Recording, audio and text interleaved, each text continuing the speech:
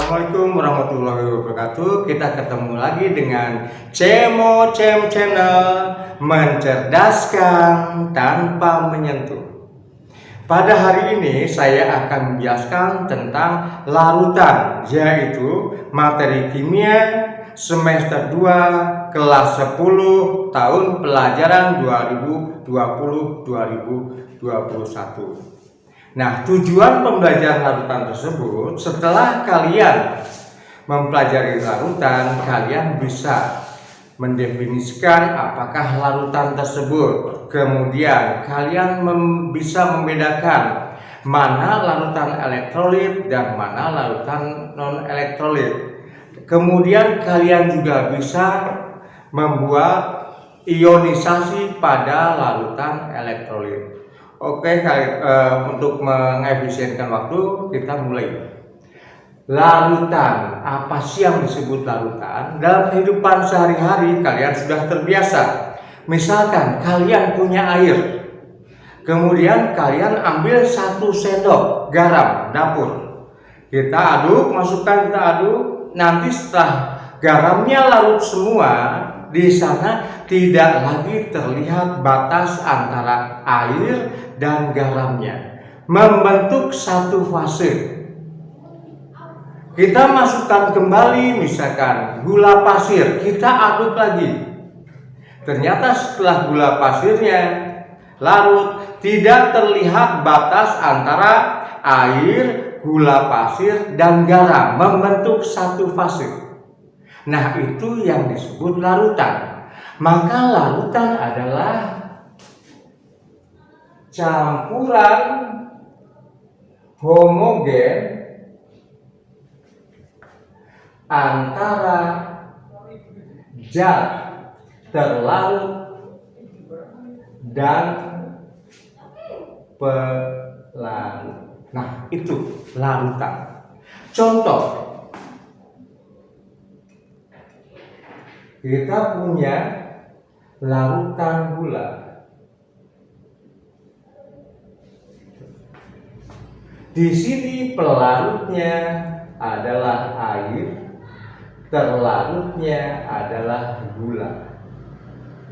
Ketika kita melarutkan gula, tidak ada batas antara pelarut dan terlarut, membentuk satu fase. Nah, itu adalah larutan. Nah, macam-macam larutan.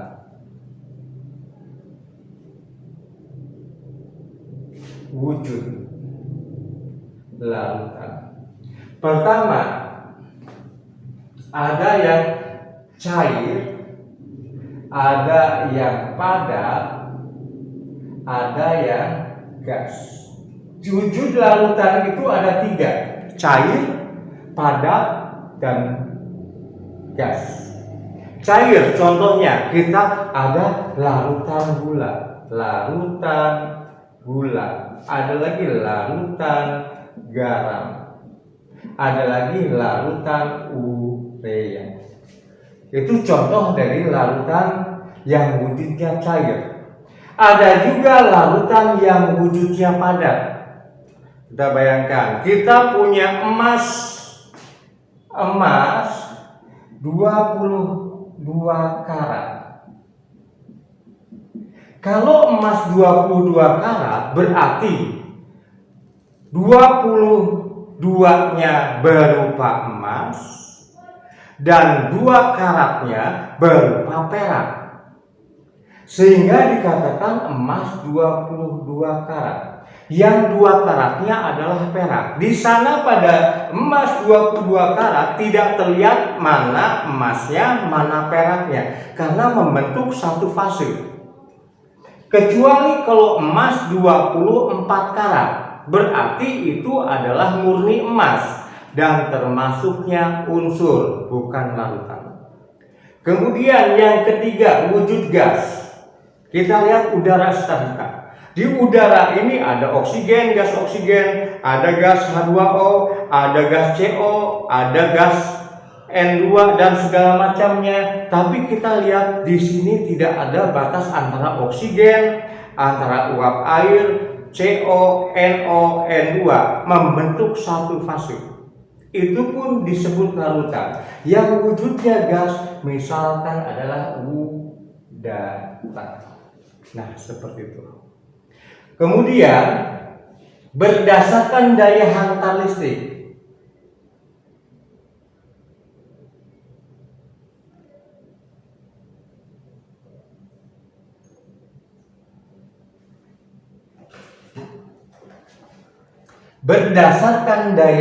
listrik, larutan dibagi menjadi dua. Yang pertama, larutan non-elektrolit. Yang kedua, larutan elektrolit. Jadi berdasarkan daya hantar listriknya, larutan dibagi menjadi dua. Yang pertama larutan non-elektrolit, yang kedua adalah larutan elektrolit. Definisi dari larutan non-elektrolit adalah larutan yang tidak dapat menghantarkan listrik.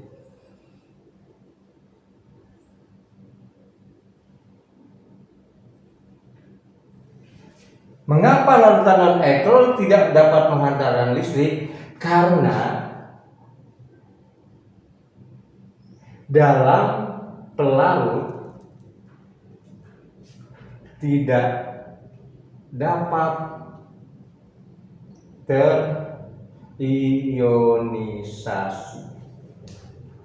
Kemudian yang kedua, larutan elektrolit. Definisinya adalah larutan yang dapat menghantarkan listrik. Kenapa larutan elektrolit dapat menghantarkan listrik? Karena dalam pelarutnya terurai, terionisasi. Contohnya non-elektrolit. Contoh, misalkan larutan gula. Kemudian contoh lagi, larutan urea. Dan masih banyak. Contoh larutan urea, ini larutan urea. Urea adalah NH2 kali CO. Kemudian larutan elektrolit contohnya. Misalkan contoh larutan garam dapur, yaitu NaCl. NaCl ini dapat terionisasi menjadi Na positif dan Cl negatif. Inilah yang menyebabkan larutan elektrolit dapat menghantarkan listrik karena dapat terionisasi menjadi ion Na dan positif dan ion Cl negatif. Sedangkan larutan urea NH2 kali CO ini dalam pelarutnya dia tidak dapat terionisasi.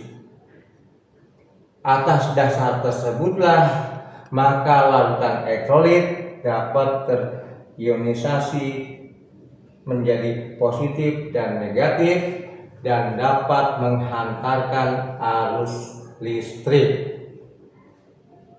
Nah, kita lihat lagi di sini.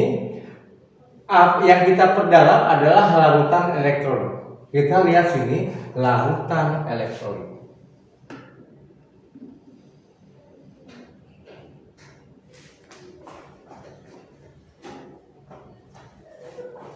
Sudah dijelaskan di awal bahwa larutan elektrolit adalah larutan yang dapat menghantarkan listrik karena larutan tersebut dapat terurai menjadi ion-ionnya.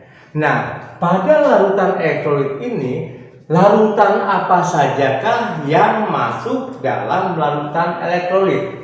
Yang pertama adalah larutan asam. Larutan asam. Yang kedua, larutan basa. Yang ketiga, larutan garam.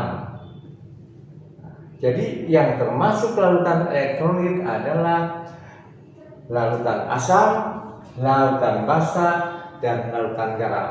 Kita bedah masing-masing. Apa sih ciri-ciri dari larutan asam? Yang pertama, rasanya asam. Kedua, dia korosif. Korosif itu merusak.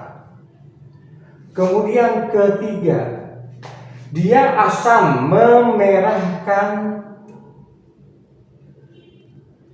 kertas lakmus.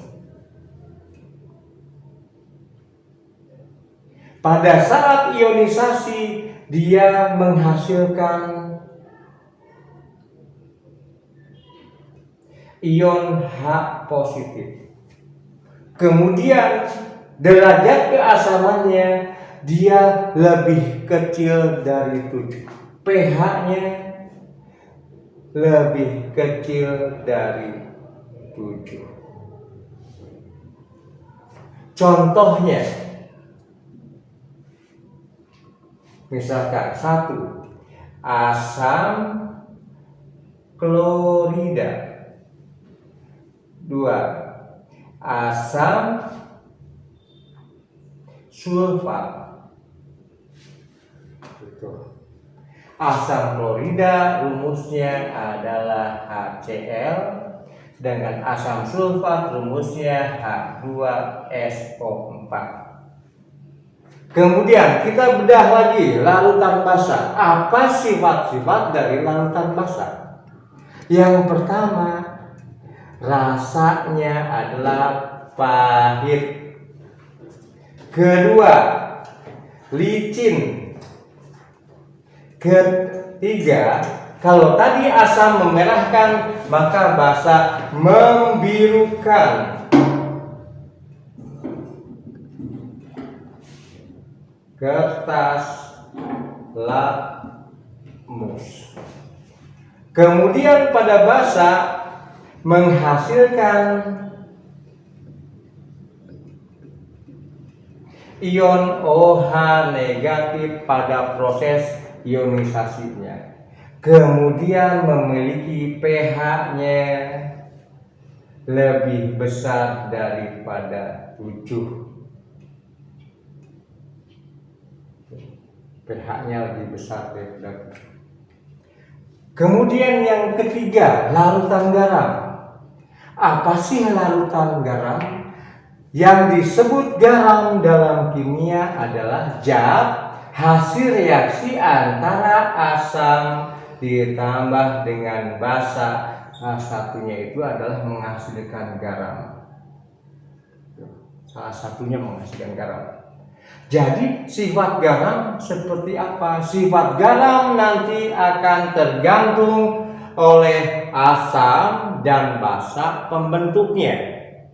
Kalau asamnya asam kuat, basanya lemah, maka sifat garam tersebut lebih condong ke sifat asam. Atau kalau garam tersebut tersusun atas asamnya lemah, basanya kuat, maka sifat garamnya bersifat basa. Untuk sementara sekian dulu pembahasan ini, nanti dilanjutkan dengan materi yang lain, yaitu tentang bagaimana proses ionisasi larutan elektrolit. Terima kasih. Wassalamualaikum warahmatullahi wabarakatuh.